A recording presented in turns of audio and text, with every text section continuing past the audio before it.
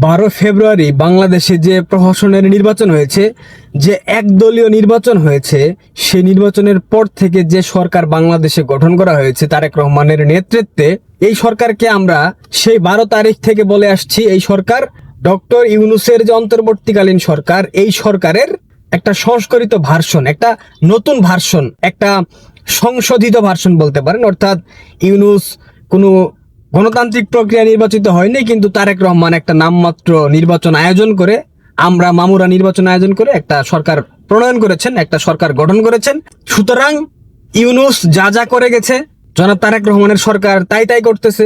আজকে একটা নিউজ দেখলাম, এইটা দেখার পর যারা ভবিষ্যতে মানবিকতার গল্প শোনাবেন, যারা ভবিষ্যতে মানবাধিকারের গল্প শোনাবেন, যারা ভবিষ্যতে নাগরিক অধিকারের কথা শোনাবেন, যারা ভবিষ্যতে আইনের শাসনের কথা শোনাবেন, যারা ভবিষ্যতে বিচার ব্যবস্থার কথা শোনাবেন, সঠিক বিচার ব্যবস্থা, এই কথাগুলা যেন আর না শুনান, আপনাদেরকে বলতে চাই।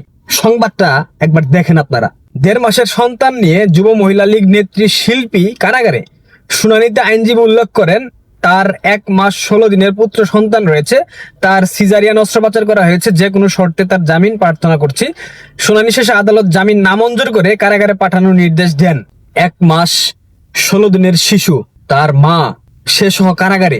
এইটা আন্তর্জাতিক কোন আইনের মধ্যে পড়ে জনাব তারেক রহমান? আর যে বিচারক জামিন নামঞ্জুর করে তাকে কারাগারে পাঠিয়েছেন, ভবিষ্যতে কিন্তু আপনাকেও বাংলাদেশে থাকতে হবে। আপনিও কিন্তু বাংলাদেশের নাগরিক, আপনিও কিন্তু বাংলাদেশের নাগরিক সুবিধা ভোগ করতেছেন। আজকে বিএনপি ক্ষমতায়, আপনারা ভাবছেন বিএনপি সারা জীবন ক্ষমতায় থাকবে, বিএনপি কখনো ক্ষমতা থেকে সরে যাবে না, যার কারণে এই ধরনের প্রহসনের বিচার ব্যবস্থা কায়েম করেছেন, এই ধরনের প্রহসন চালাচ্ছেন। এখন আপনাদের কি মানবাধিকারের কথা মনে পড়ে না?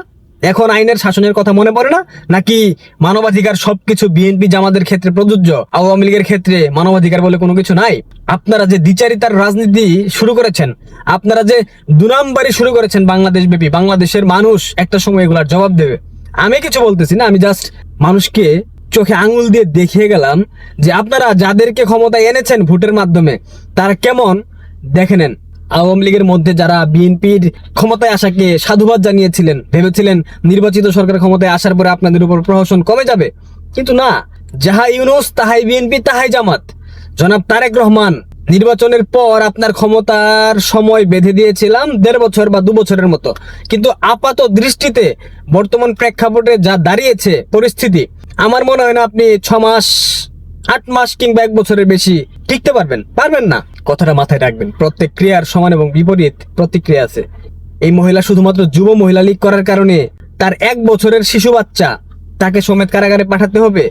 যে বিচারক জামিন নামঞ্জুর করে কারাগারে পাঠানোর নির্দেশ দিয়েছেন, সব মনে রাখবো আমরা কিছু বলবো না, আমরা কিছু বলছি না, আমরা কোনো হুমকি ধামকি দিচ্ছি না, জাস্ট মনে রাখবো আমরা। ভালো থাকবেন, ধন্যবাদ।